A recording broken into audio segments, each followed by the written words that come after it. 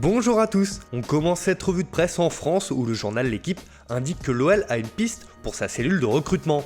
Alors que Florian Maurice est en partance pour le Stade Rennais, les Rodaniens ont dans le viseur Bruno Chéroux. Le directeur sportif de la section féminine du PSG est en pôle dans l'esprit des décideurs lyonnais. L'ancien milieu présente des atouts, mais d'autres profils sont étudiés, dont celui du Strasbourgeois Loïc Désiré. Alors que Bruno Chéroux est en fin de contrat avec le club de la capitale à la fin de la saison, il fait figure de favori pour prendre la relève de Florian Maurice. Très proche de Gérard Rouillet, conseiller extérieur de l'OL, il a déjà collaboré avec le club de Jean-Michel Aulas par le passé, notamment dans les arrivées de Memphis Depay ou encore Bertrand Traoré.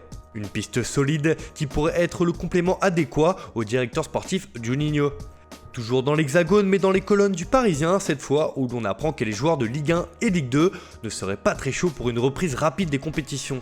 Sondés par l'UNFP, les joueurs professionnels pourraient dire non. En effet, ils estiment que les risques sanitaires et de blessures sont trop importants. L'UNFP pourrait annoncer une recommandation extrêmement puissante avec un non franc et massif pour un retour sur les terrains. Une affaire qui pourrait défrayer la chronique dans les prochains jours.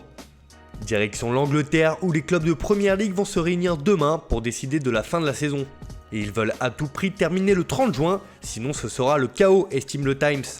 L'échéance est en tête de l'ordre du jour de la réunion de demain car ils craignent que l'extension de la saison en cours ne conduise à un champ de mine. Le compte à rebours est donc lancé.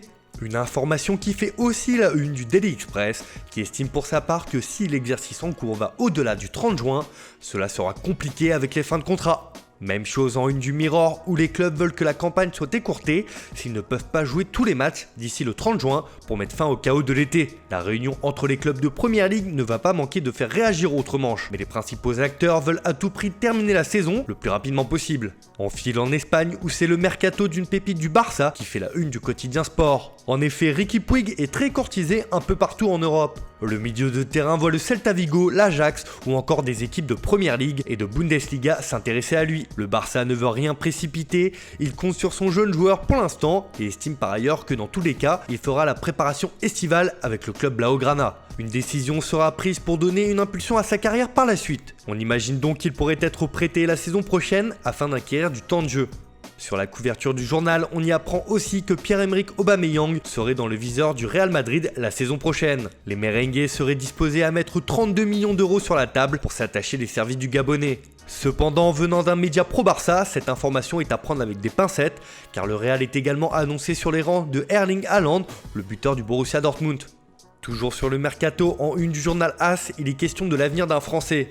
En effet, le Bayern Munich serait très intéressé par la venue de Dayot Upamecano, le joueur de Leipzig. Courtisé par les plus grands clubs, notamment en Espagne, le défenseur pourrait rester en Bundesliga, à moins qu'un cadre de Liga ne décide de passer à l'action dans ce dossier. En Italie, on se prépare aussi à reprendre le chemin des terrains. La Serie A espère une reprise des compétitions d'ici le 31 mai avec l'hypothèse des demi-finales de la Coupe d'Italie. Une information que l'on retrouve sur la couverture du Corriere dello Sport qui indique que les médecins dictent les règles.